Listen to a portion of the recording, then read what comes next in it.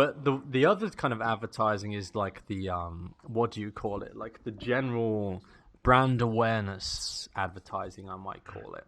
And Yeah, this stuff works. that's your KFC viral advertising, that your Coca-Colas, your Pepsis. Exactly right. That's exactly right.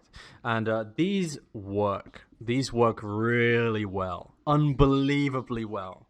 Around the whole planet, these work.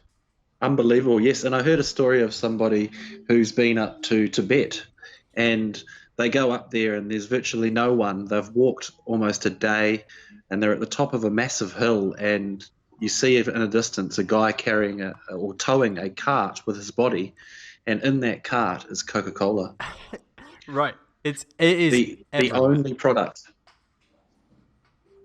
And now you've got to think, like, just to peel away. This is a really good exercise to do, by the way, for anyone who's listening. If you just think about what Coca-Cola actually is, and you remove the red label around the can, and you're left with just one of those metal cans, and then you open the can and you pour it into a glass, okay, and you chuck the packaging away. So what you're left with is you have this sort of brown fizzy liquid, okay, that is not a natural liquid. It's got tons of sugar in, it's got salt in, and it's got basically a bunch of random chemicals, and it's been proven to increase your risk of cancer, obesity. It'll rot your teeth, all kinds of stuff. It's basically slow poison.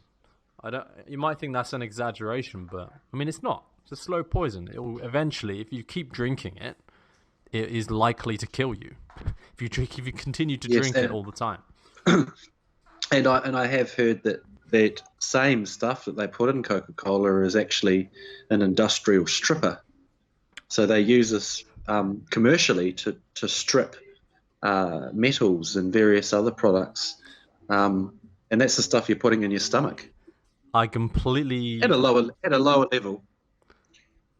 yeah, I imagine that's true. I don't know, but yeah, they would do this.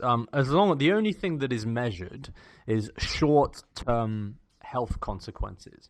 The long-term stuff, they don't measure it. It's not important.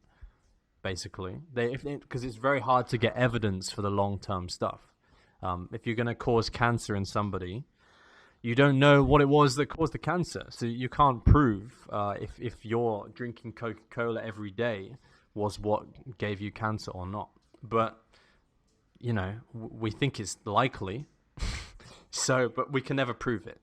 So anyway, once you take away the advertising of the drink, it becomes this disgusting, like, toxic liquid that everybody around the world is drinking all the time. And then you think, oh my god, like, why are people drinking? Why are people not drinking like a green juice, like some things that will help them and make them feel good? Everybody's drinking like this weird brown liquid full of sugar that is giving people obesity. Like, what is going on?